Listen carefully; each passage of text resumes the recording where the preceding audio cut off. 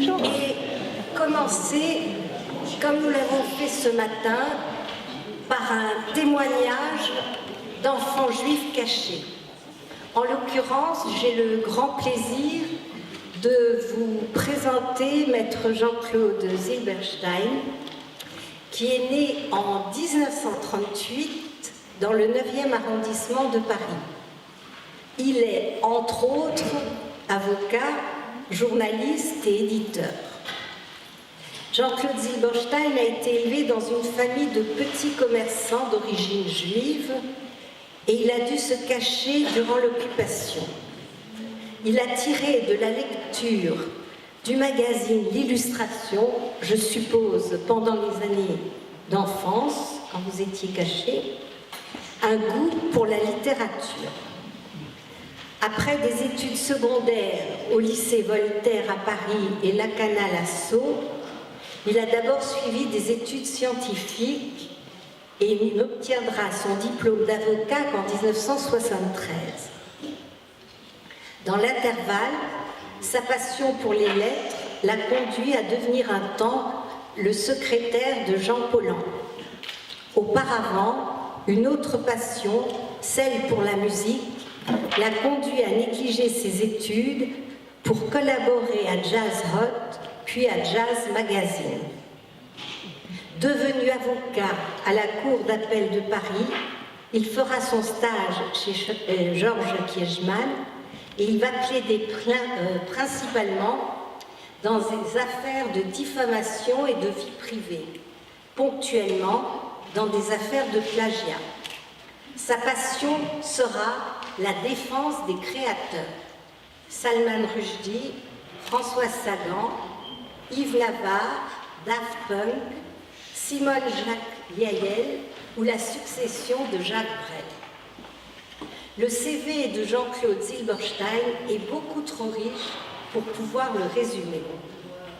Pour nous tous, aujourd'hui, c'est son témoignage en tant qu'enfant juif caché que nous attendons d'entendre avec impatience. Maître, vous avez la parole. Combien de temps? Parce que j'ai 81 ans dans 2 mois, donc ça peut durer très longtemps. À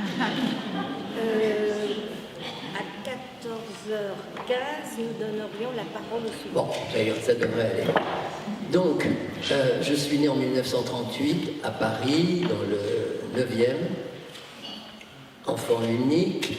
La guerre arrive et à la suite d'une tentative d'intrusion dans l'appartement de la rue La Charrière, dans le 11e arrondissement, par la police a priori française. Je ne pense pas que la Wehrmacht se soit aventurée jusque-là. Mes parents décident de m'envoyer à Brunoy. À Brunoy, où se trouve un petit hôtel-restaurant qui s'appelle Apportalis, tenu par Albert et Rachel Lauvergeon. Albert et Rachel Lauvergeon connaissaient mes parents, ou plutôt mes parents arrivaient en France, je le précise à toute chose utile, à la fin des années 20, étaient devenus des amis. Mes parents allaient passer le week-end chez eux et j'étais un bambin manifestement suffisamment sympathique pour que les Lauvergeon disent à mes parents écoutez, dès qu'il y a eu les premières lois raciales, confiez-nous le petit Coco. Le petit Coco, c'était moi, évidemment. S'il vous arrive quelque chose, on l'élèvera comme s'il était à nous. Et alors, une jolie fable a été créée. Je passais pour l'enfant naturel de l'aîné des 2 fils Lauvergeon, né de ses amours coupables, à lui, pas moi, pas encore, avec ce que l'on appelait la coureuse du pays, parce que dans les villages, semble-t-il, dans ces temps-là, il y avait une brave femme qui satisfaisait les instincts animaux des jeunes garçons, et alors cette brave femme avait filé avec un galant en zone libre et, racontait-on, m'avait déposé tel Moïse dans un panier sur les marches de l'hôtel-restaurant en disant « Reprenez ceci qui est à vous ». Et donc j'ai passé, très paradoxalement, une enfance joyeuse chez les Lauvergeons. C'était des personnes assez extraordinaires. Rachel, que j'avais surnommée Mamoun, était non seulement une cuisinière exceptionnelle, mais elle avait vraiment un cœur gros comme ça. Et Albert, lui, qui avait été un grand blessé de la guerre de 14-18, était un homme qui avait beaucoup de talent. Il avait le verbe haut et il entretenait de sa faconde les clients qui venaient au zinc prendre l'apéritif. Mais surtout, il était peintre, il écrivait des pièces de théâtre, il chantait, les enfants faisaient de la musique. Ils avaient notamment des 78 tours de jazz, et je vous dirai tout à l'heure pourquoi ça m'a développé chez moi une passion pour cette musique. Et il animait la revue de fin d'année, puisque à cette époque, toujours, dans le théâtre municipal, il y avait ce qu'on appelait la revue de fin d'année, et Albert était le monsieur loyal de cette soirée, durant laquelle il chantait, racontait des histoires. Enfin, il avait vraiment tous les talents, talent de chansonnier, et on m'a fait monter, comme moi-même, on me faisait chanter les succès de l'époque. C'était, je crois, Ah, le petit vin blanc et autres succès de l'époque, Ramona, etc. Alors, vers 4 ans, je crois, je suis monté sur la scène du théâtre municipal pour pousser la chansonnette. Et cette expérience chez les Lauvergeons a été d'une richesse qui a conditionné toute ma vie. En effet, j'ai adoré voir Albert peindre. Quand il partait dans la forêt de Sénoir, je trottinais derrière lui avec la boîte où il y avait les pinceaux et les tubes de peinture, et j'assistais à la composition de ces tableaux, donc un certain goût pour l'art, la musique évidemment, et puis il y avait un grenier qui servait de bibliothèque. Donc il y avait des livres partout, et il y avait notamment des vieux numéros, enfin les numéros d'avant-guerre de cette revue grand format qui s'appelait l'Illustration, et qui m'ont absolument fasciné et façonné. Façonné de sorte que, là je fais un peu un bond en avant, lorsqu'est arrivé le temps des études supérieures, j'ai successivement renoncé à faire médecine. J'ai tâté de la médecine pendant quelques années, mais à part les infirmières, rien ne me séduisait particulièrement dans les milieux hospitaliers, encore moins en deuxième année de faculté, où il fallait charcuter des cadavres.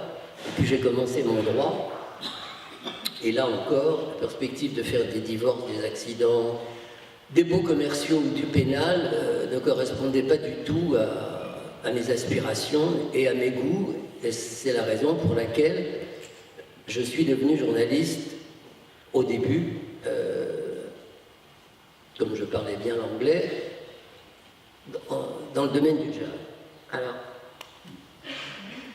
pourquoi cette passion pour le jazz? Parce que, à la Libération, lorsque les chars américains ont défilé sur la Nationale 7, avant d'entrer dans la forêt de Sénart pour évacuer les dernières poches de résistance des Allemands, encore plus le terme résistance et allemand, ça ne va pas très bien ensemble,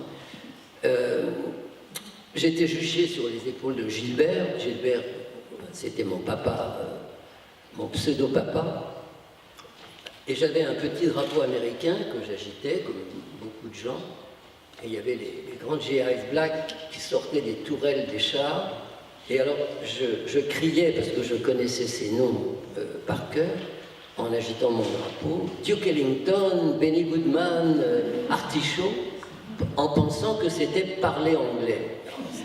Oui, c'était parler anglais, mais en tout cas, ça a surtout établi une sorte de connivence avec ces GIs Black, qui étaient tout étonnés de voir un bambin juchait sur les épaules d'un homme en train de crier ces noms-là. Et alors, vous savez, il distribuait ce qu'on appelait des rations. C'était des petits paquets de celluloïdes dans lesquels il y avait un morceau de sucre, un morceau de chocolat, un biscuit, un chewing-gum.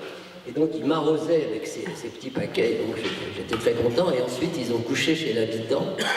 Et je me souviens encore, on a gardé des photos. Il jouait avec moi, c'est des grands gaillards.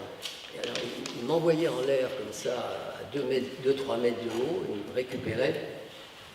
Et j'ai été très chouchouté par ces gens. Donc là aussi, c'est à un âge où on est très impressionné, au bon sens du terme. Et donc ça a développé chez moi un sentiment de reconnaissance, parce que c'était nos libérateurs, en tout cas ceux que je connaissais, puisque on n'était pas sur le front de l'Est, où il ne faut jamais oublier que l'Union soviétique aussi a beaucoup payé pour libérer l'Europe occidentale occupée. Mais moi, comme c'était les Américains, j'ai gardé ce sentiment, encore une fois, empreint d'une forme de reconnaissance, en me disant que quand je vois les images des cimetières du Omaha Beach et des plages du débarquement, je me dis que tous ces gens-là ont donné leur vie pour que moi je sois encore là aujourd'hui, et je suis, parenthèse, je suis tout à fait fasciné par tous les documentaires qu'on peut voir sur les chaînes de télévision sur la Deuxième Guerre mondiale, qui a vraiment été une boucherie épouvantable. Et pendant que moi, donc, j'étais chez les Lauvergeons, chouchouté d'une façon... j'étais vraiment comme leur petit-fils. Et d'ailleurs, lorsque, à la fin de la guerre, je suis rentré à Paris, ça a été un véritable déchirement pour moi, d'autant plus que j'ai eu 2 chiens pendant ces quelques années, et surtout le second qui s'appelait Whisky, qui était un petit loulou anglais qui dormait dans ma chambre. C'était mon copain. Vous savez, les relations avec les animaux, ça peut être quelque chose d'assez fusionnel. Et donc je suis rentré à Paris, et j'ai pleuré comme un veau, parce que, d'ailleurs à nouveau aujourd'hui, maintenant à Paris, parfois il y a des moments où on a envie de pleurer, parce que cette ville que mon père m'avait tant vantée, quand je lui demandais pourquoi tu as choisi la France, et il me répondait: je suis arrivé à Paris le 13 juillet 1926, tout Paris dansait dans la rue. Et puis Paris, la France, alors qu'il devait aller en Uruguay, où il avait un cousin qui lui avait trouvé du travail, mais il m'a dit: je suis arrivé à Paris, tout Paris dansait. Et puis la France, et le pays des droits de l'homme, Victor Hugo, Zola, Anatole France. Je suis resté, et il est resté dans ce que l'on a pu appeler par la suite un asile incertain. Mais en tout cas, pour moi, la notion de culture a été absolument déterminante. Enfin, j'ai été, c'est une forme d'incapacité, impossible de faire autre chose que de m'occuper de musique, de livres, d'audiovisuel aussi lorsqu'il a fallu. Et donc, 23, 24, 25 ans, journaliste de jazz, et puis j'ai découvert un écrivain, Jean Paulhan, la lecture d'un de ses petits textes qui s'appelle La lettre à un jeune partisan a eu une influence déterminante pour mon existence. Ça m'a rendu mon indépendance d'esprit, à laquelle j'étais très attaché, et surtout, ça m'a mis à la suite d'une sorte de gymkhana, des rencontres improbables. Ça m'a conduit dans une maison d'édition où j'ai pu rencontrer, par le truchement d'une jeune femme qui était employée, qui m'arrivait tous les lundis en me disant: ah, j'ai passé le week-end dans la maison de campagne des parents de mon amie Marie-Christine. Marie-Christine par-ci, par-là, c'est la plus belle, la plus intelligente et tout. Et je lui ai demandé évidemment de me la présenter. ce qu'elle a vigoureusement refusé en disant comment un vilain dragueur comme toi, il n'en est pas question. Et puis la chance a fait qu'on sommes allés au cinéma quelques temps plus tard et que je me suis bien conduit. Ce soir-là, je n'ai pas tâté son habit pour voir si l'étoffe en était moelleuse. De sorte que quelques jours plus tard, elle m'a dit « Bon, alors tu n'es pas l'affreux Jojo que je croyais. J'ai invité mon amie Marie-Christine le 4 juin 1966. Je te la présenterai. » Alors, je raconte ça parce que aux obsèques de mon épouse, il y a 3 ans et demi, j'ai dit que c'était une petite fée qui avait transformé une citrouille en carrosse. La citrouille, vous l'aurez compris, c'était moi à 29 ans, m'occupant de jazz, ayant entre-temps fait la connaissance des gens du Nouvel Observateur où on m'avait chargé de faire la chronique des romans policiers. Et enfin, j'avais pas une situation très brillante. Et puis j'ai eu l'occasion, étant devenu le petit ami de Marie-Christine, de lui faire une scène de jalousie, comme ça peut arriver. Et elle m'a dit, tu ne vas pas me faire une scène comme ça toutes les semaines, il vaut mieux que nous vivions ensemble. Alors, il y avait à mes yeux un obstacle très important, c'est que son papa s'appelait le professeur Bernard Alpern. Il avait la chaire de médecine expérimentale au Collège de France, membre de l'Académie des sciences et de médecine, et je pensais que si j'allais devant cet homme-là, venu d'Ukraine à pied, sans un centime, frottant les parquets à la Samaritaine pendant ses études de médecine à 5 h du matin, il prendrait un fusil à tirer dans les coins en me disant au mieux de revenir plus tard ou bien de ne plus jamais remettre les pieds chez lui. Et puis c'est l'inverse qui s'est produit. Je suis allé voir les parents de Marie-Christine et j'ai été adopté du jour au lendemain. Et comme je n'ai sans doute pas voulu décevoir cette confiance incroyable qu'ils m'ont témoigné, ayant découvert donc qu'il y avait des avocats spécialisés dans les matières culturelles, la musique, l'édition et tout ça, j'ai repris mon droit, je suis devenu avocat à 35 ans. Et j'ai écrit un livre de souvenirs, une autobiographie en fait, l'an dernier, que j'ai dédié bien entendu à la mémoire de la petite fée.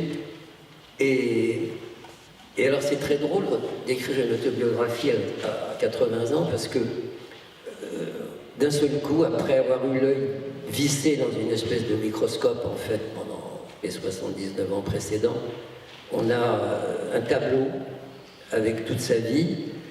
Et je me suis rendu compte à ce moment-là de l'importance qu'avaient eu ces 4 années que j'ai passées à Brunoy, chez les Lauvergeon, pour lesquelles j'essaie, pour le moment vainement, parce que l'administration qui gère le dossier des justes, et comme toutes les administrations, de leur faire reconnaître la qualité de juste parmi les nations. En tout cas, je pense à eux pratiquement tous les jours, car je crois que presque tout ce qui m'est arrivé de bien dans ma vie, et ce serait me cacher derrière mon petit doigt que de ne pas le reconnaître, il m'est arrivé beaucoup de bonnes choses, je le dois très paradoxalement à cette période tragique durant laquelle j'ai pu être, encore une fois, impressionné, au bon sens du terme, dans cette famille.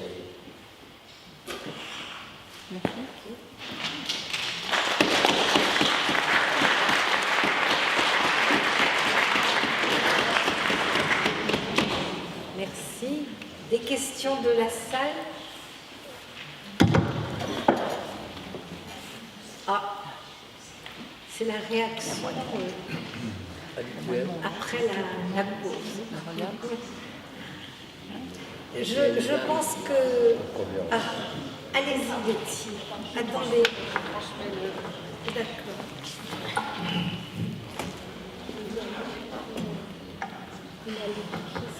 Merci. Ma fille demande de faire court, je vais faire très court. Je voulais simplement vous demander, je vois, vous vous souvenez d'une nuit de 41 où vous toussiez beaucoup et où vos parents ont eu très peur. À quelle époque exactement en 41, d'après vous? Vous ne savez plus. Écoutez, mon père... Parce que Pardon. Mon père a été raflé dans la première rafle anti-juive du 11e arrondissement en août 41, donc à peu près un an avant le Veldic, je crois. Voilà, et donc, je pense que je suis arrivé chez les Lauvergeons début 41. D'accord. Non, c'est parce que je savais que les problèmes pour les Juifs en France, ou à Paris seulement, je ne sais plus, puisque je suis parisienne ici, ont commencé le 14 mai avec le billet vert, comment les Juifs avaient été, les hommes avaient été convoqués par le billet vert au commissariat des quartiers. Et donc, c'est pourquoi je me permettais de poser la question de savoir à partir de quand vous aviez eu ce genre de problème. C'est tout. Merci. D'autres questions? Ouais. Pour savoir s'ils avaient un rapport avec Anne Lauvergeon, qui a été la patronne d'Arrêt. Ça ne s'écrit pas de la même façon, c'est Lauverjon.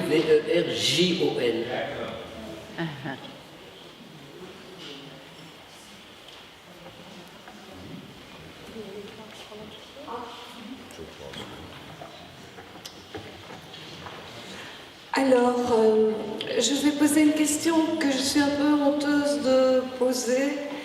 Et d'un côté, je m'excuse par rapport à tous les enfants cachés ici, parce que je crois que je vais donner un peu un coup de pied dans la fourmilière. Mais en vous entendant et en vous voyant si ému, j'ai envie de dire, comment vivez-vous finalement d'avoir eu deux familles, d'avoir eu vos parents génétiques que vous avez eu tout petit, puis cette famille qui vous a accueilli pendant la guerre, quand même pendant plusieurs années, et puis d'avoir cette séparation, je vais employer un mot un peu fort, il y a quelque part une sorte de schizophrénie généalogique, je pense. Est-ce que c'est quelque chose qui fait...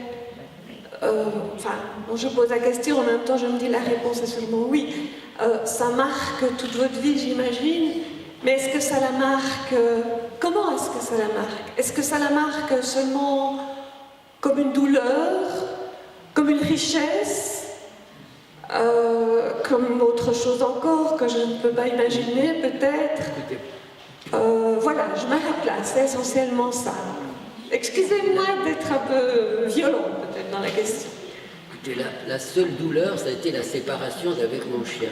Et le chien, donc, comme j'ai pleuré comme un veau en rentrant à Paris, mes parents m'ont dit arrête de pleurer, le prochain week-end on retourne à Brunois.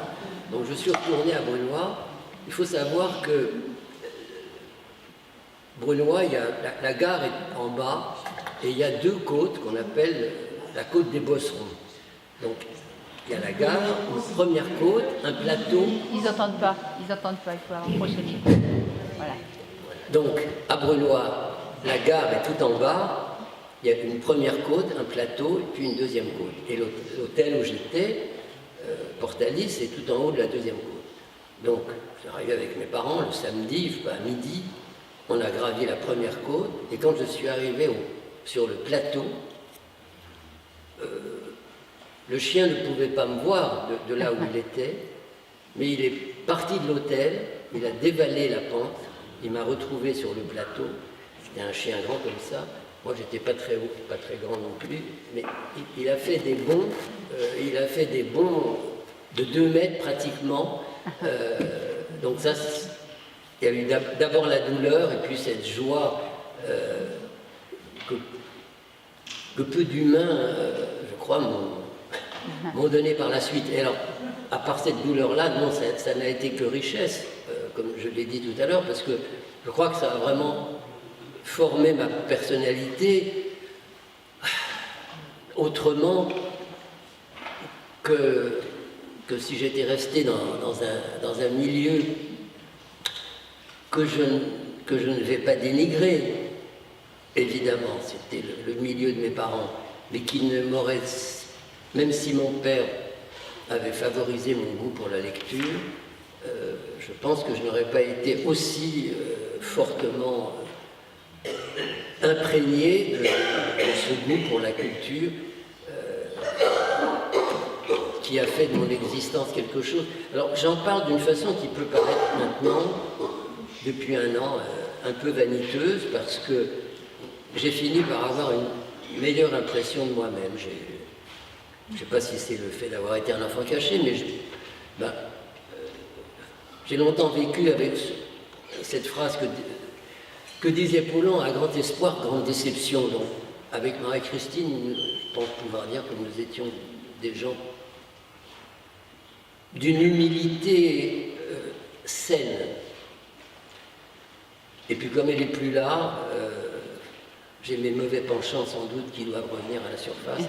Et c'est vrai que la vie que j'ai pu ma vie que je contemple maintenant au travers des 400 pages de mon livre, enfin qui me donne une sorte de fresque comme ça, c'est vrai que c'est très riche. J'ai rencontré des gens grâce à mes deux métiers, puisque indépendamment donc du métier d'avocat, j'ai fait une très belle carrière, je ne vais pas là encore me cacher derrière mon petit doigt, en tant que directeur de collection. J'ai créé chez 10-18 une collection de poche, une série qui s'appelait Grand Détective, avec beaucoup de romans policiers historiques, notamment les enquêtes du rabbin David Small de Kemelman. Kemelman était un rabbin qui a écrit des romans policiers qui se passent aux États-Unis dans une communauté juive, qui sont très amusants, mais il y avait aussi les enquêtes du juge qui se passent dans la Chine du 8e siècle. Enfin, il y a 50-60 séries comme ça avec des héros récurrents à toutes les époques. Et c'est ce qui m'a valu d'ailleurs des distinctions, plus au titre du ministère de la Culture, ce dont je suis plutôt fier, que du ministère de la Justice. Et puis j'ai publié Primo Levi, Stéphane Zweig, enfin j'ai publié plein de grands auteurs, et j'ai été l'avocat de Salman Rushdie, comme vous le disiez, de François Sagan, qui était un personnage tout à fait fantasque.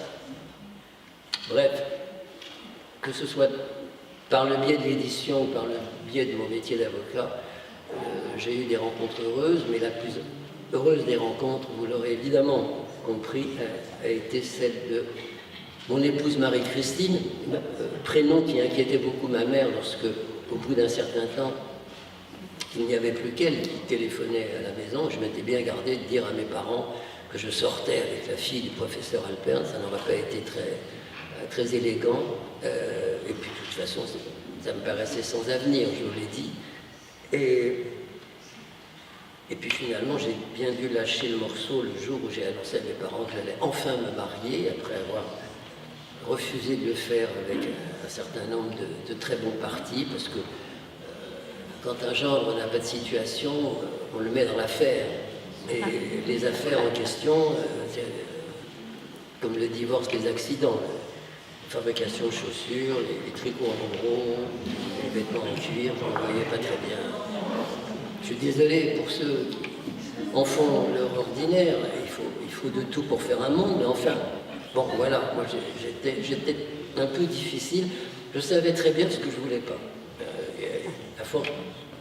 Et alors un dernier mot, donc j'ai eu beaucoup de chance, enfin, si certains d'entre vous ont la curiosité de trouver mon livre à la librairie Kléber, où je suis venu signer l'an dernier, mais je ne connaissais pas Carole, donc je n'ai pas pu vous faire inviter.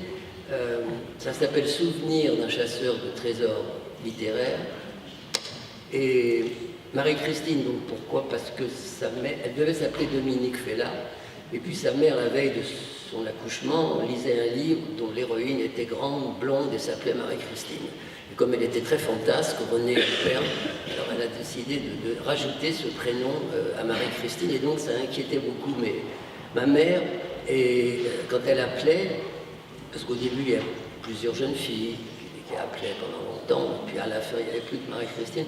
Alors ma mère, le professeur Alpern, qui était une personnalité de la communauté, avait choisi comme gendre un énergumène comme moi. Voilà, l'énergumène vous remercie pour votre attention.